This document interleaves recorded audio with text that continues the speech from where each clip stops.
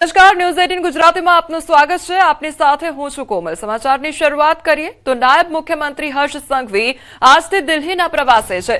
આવતીકાલે મુખ્યમંત્રી ભૂપેન્દ્ર પટેલ પણ જશે દિલ્હી ખાતે। તો 11મીએ નીતિ આયોગની બેઠક યોજવામાં આવશે। સીએમ અને ડેપ્યુટી સીએમ બેઠકમાં ઉપસ્થિત રહેશે। આવતીકાલે દિલ્હીમાં એનડીએની બેઠક યોજાશે। તો ગઈકાલે ઇન્ડિયા ગઠબંધનની બેઠક બાદ હવે એનડીએની બેઠક મળશે। બપોરે 3 વાગે ભારત મંડપમાં યોજાશે બેઠક। તો એનડીએના બધા જ નેતાઓ બેઠકમાં હાજરી આપશે। સરકારના 12 વર્ષ પૂર્ણ થવા અંગે ચર્ચા કરવામાં આવશે। તો નાયબ મુખ્યમંત્રી દિલ્હીના પ્રવાસે છે, ત્યારે આવતીકાલે મુખ્યમંત્રી પણ દિલ્હી ખાતે પહોંચશે। સંવાદદાતા ગીતા અમારી સાથે જોડાઈ ગયા છે। ગીતા, ડેપ્યુટી સીએમ દિલ્હી ખાતે પહોંચી ચૂક્યા છે, આવતીકાલે સીએમ પણ પહોંચશે, બેઠકનું આયોજન છે, શું અપડેટ? જી, ગુજરાત રાજ્યના નાયબ મુખ્યમંત્રી હર્ષભાઈ સંઘવી આજથી દિલ્હીના પ્રવાસે છે અને આવતીકાલે મુખ્યમંત્રી ભૂપેન્દ્રભાઈ પટેલનો પણ પ્રવાસ દિલ્હી ખાતે ગોઠવાતા સચિવાલયના વર્તુળમાં અનેક અટકળો તે રાબેતા મુજબ દર બુધવારે મળતી આવતીકાલની રાજ્યમંત્રી મંડળની બેઠક મોકૂફ રાખવામાં આવી છે, કારણ કે સીએમ અને ડેપ્યુટી સીએમ હાજર નથી।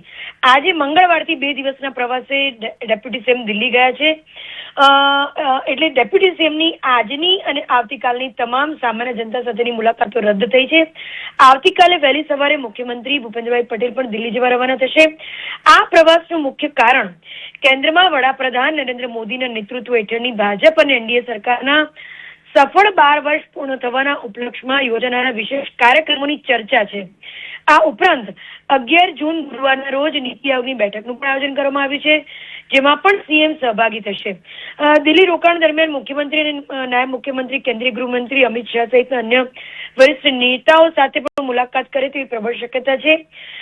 અને આ ઉચ્ચ સ્તરીય બેઠકો અને દિલ્હીના વ્યસ્ત કાર્યક્રમને ધ્યાનમાં રાખીને બુધવારે ગાંધીનગરમાં યોજાનારી રાજ્યમંત્રી મંડળની નિયમિત બેઠક મોકૂફ રહેશે। જી ગીતા, સમગ્ર માહિતી બદલ આપનો આભાર। રાજ્ય સરકાર દ્વારા વિદ્યાર્થીઓ માટે મહત્વનો નિર્ણય કરવામાં આવ્યો છે। વિદ્યાર્થીઓ માટે ટ્રાન્સપોર્ટેશન સહાયમાં વધારો કરવામાં આવ્યો છે। ટ્રાન્સપોર્ટ સહાયમાં 200 રૂપિયાનો વધારો કરવામાં આવ્યો છે। તો માસિક ટ્રાન્સપોર્ટ સહાય વધીને હવે 800 રૂપિયા થઈ ગઈ છે। વાર્ષિક સહાય 8000 સુધીની મળશે। તો સરકારે 70 કરોડની રકમ મંજૂર કરી છે। 5 કિલોમીટરથી વધુનું અંતર ધરાવતા વિદ્યાર્થીઓને મળશે લાભ। બેંક ખાતામાં સીધી રકમ જમા કરાવવાના વિકલ્પ પર વિચારણા કરવામાં આવી રહી છે।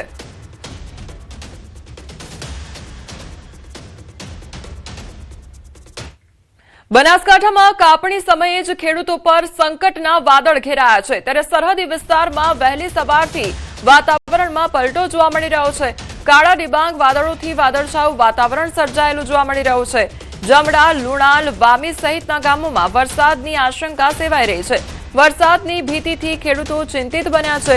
તો બાજરી સહિતના ઊભા અને કાપેલા પાકને નુકસાન જવાની ભીતિ પણ સેવાઈ રહી છે। અગાઉના વરસાદથી નુકસાન ભોગવેલા ખેડૂતોમાં ફરી ચિંતા વધી રહી છે।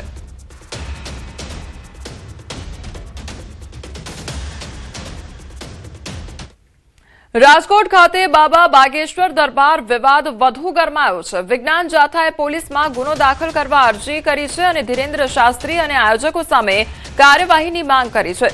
કાર્યક્રમમાં અંધશ્રદ્ધા પ્રોત્સાહિત કરાઈ હોવાનો આરોપ લગાવવામાં આવી રહ્યો છે। તો પરચી કાઢવી, ધૂણવા જેવી પ્રવૃત્તિઓ સામે ગંભીર પ્રશ્નો ઉઠ્યા છે।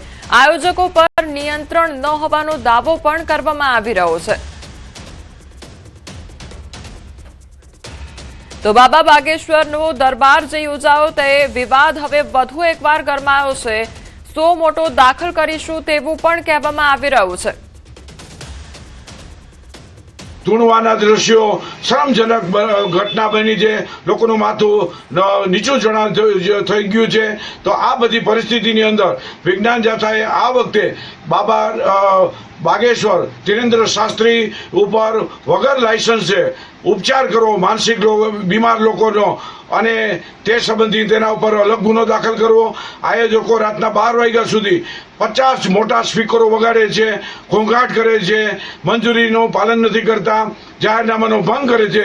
તે સંબંધી આયોજકોના તમામ સદસ્યો ઉપર પણ ગુનો દાખલ કરવાની પ્રક્રિયા હાથ લીધી છે। 1-2 દિવસની અંદર નિવેદન આધારે એફઆઈઆર દાખલ કરવામાં આવશે। વલસાડમાં લવ જેહાદ મુદ્દે જૈન સમાજ અને વીએચપી મેદાને આવ્યું છે. વિધર્મીઓ હિન્દુ યુવતીઓને શિકાર બનાવતા હોવાનો દાવો કરવામાં આવી રહ્યો છે. તો બોરડીની 2 યુવતીઓએ વિધર્મી સાથે લગ્ન કરી લેતા વિવાદ સર્જાયો છે. ગુજરાત અને મહારાષ્ટ્રના લગ્નના કાયદામાં તફાવત છે. લગ્નના કાયદામાં તફાવતનો વિધર્મીઓ ફાયદો ઉઠાવે છે. જૈન સમાજ અને વીએચપી પોલીસ વડાને આવેદન આપ્યું છે. મહત્વનું છે કે ગુજરાતમાં લવ મેરેજ કરવા માટે માતા પિતાની સંમતિની જરૂર પડે છે, જ્યારે મહારાષ્ટ્રમાં આ પ્રકારનો કોઈ કાયદો ન હોવાથી વિધર્મી યુવકોએ મહારાષ્ટ્રમાં લગ્ન કરી લેતા હોવાનો જૈન સમાજ દ્વારા આક્ષેપ લગાવવામાં આવ્યો છે. જ્યાંના છોકરાઓ કે અસામાજિક તત્વો બોરડી ગોલવાડા આ એરિયામાં ભણવા માટે આવે છે અને છોકરીઓનું ફસાવણું કરે છે ત્યાં એરિયામાં. હવે અહીંયા એક લૂપહોલ એવી રીતના છે કે ગુજરાતમાં કાયદો છે કે છોકરીઓ સાથે કે છોકરા છોકરીને મેરેજ કરવા હોય તો અહીંયા મંથની નોટિસ પીરિયડ અથવા ઇન્ટિમેશન પેરેન્ટ્સને જાય છે. બટ અહીંયા મહારાષ્ટ્રમાં એ રૂલ નથી. એનું લૂપહોલનો ફાયદો ઉચકે છે. લંડન અથવા આવી રીતના એમને લઈ જાય છે બ્રેન વોશ કરીને. અહીંયાથી અમે એ મુદ્દાને લઈને અહીંયા એસપી સાહેબ પાસે આવ્યા હતા. એમને રજૂઆત કરી છે, એમને બધી જાણ કરી છે. અમદાવાદમાં હત્યાનો સિલસિલો યથાવત જોવા મળી રહ્યો છે. સરખેજમાં વધુ એક હત્યાનો બનાવ સામે આવ્યો છે. લગ્નના માત્ર 3 મહિનામાં પતિએ પત્નીની હત્યા કરી કાઢી. 20 વર્ષીય પત્નીની પતિએ હત્યા કરી કાઢી તો અગમ્ય કારણોસર પતિએ હત્યા કરી. ઊંઘમાં જ પત્નીને છરી મારી હત્યા કરી કાઢી. સરખેજ પોલીસે પતિ મેહુલ સામે ગુનો દાખલ કર્યો છે.